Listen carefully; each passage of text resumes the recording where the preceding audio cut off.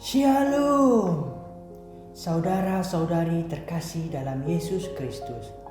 Inilah Injil suci menurut Matius. Sekali peristiwa, Yesus berkata kepada imam-imam kepala dan pemuka-pemuka Yahudi, "Apakah pendapatmu tentang ini? Seorang mempunyai 2 anak laki-laki. Ia pergi kepada anak yang sulung dan berkata, 'Anakku, pergi dan bekerjalah hari ini dalam kebun anggur.' Jawab anak itu, 'Baik, Bapa,' tetapi ia tidak pergi. Lalu orang itu pergi kepada anak yang kedua dan berkata demikian juga. Dan anak itu menjawab, 'Aku tidak mau.' Tetapi kemudian ia menyesal, lalu pergi juga. Siapakah di antara kedua orang itu yang melakukan kehendak ayahnya?"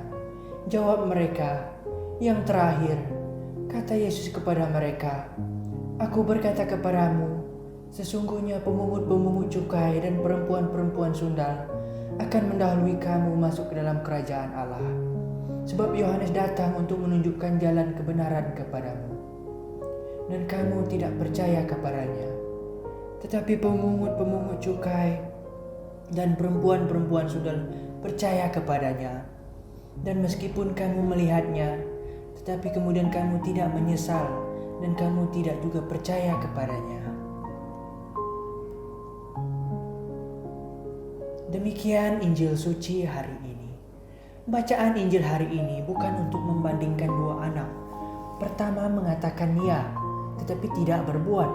Lalu yang kedua mengatakan tidak, tetapi menyesal lalu berbuat. Idealnya adalah mengatakan hal yang dilanjutkan dengan tindakan.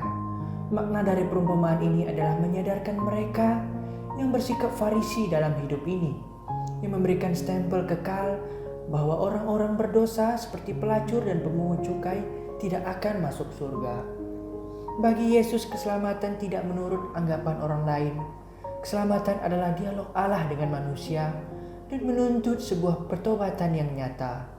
Orang Yahudi merasa bahwa menjadi keturunan Abraham aman, dijamin masuk surga. Bagi Yesus bukan soal itu, melainkan soal segera bertobat dan menjalankan sebuah pertobatan dalam perbuatan nyata. Persis seperti yang dikatakan dalam Zefanya, bahwa ukuran keselamatan bukan soal yang hebat, melainkan sisa Israel meski kecil tetapi menaati kehendak Allah dan mewujudkannya dalam hidup sebagai berkat bagi sesama. Zaman ini kerap terjadi gaya beragama, pakaian, liturgi yang tertib, hiasan gereja yang indah, biar adorasi setiap hari. Penampilan sosial sebagai orang agamis diyakini sebagai jalan keselamatan.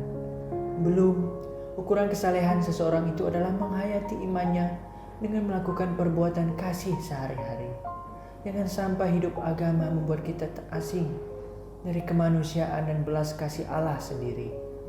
Bapa yang berbelas kasih, berikan kami keberanian untuk melakukan kehendak-kehendak-Mu, bukan karena sekedar janji dalam doa dan penampilan kami yang agamis.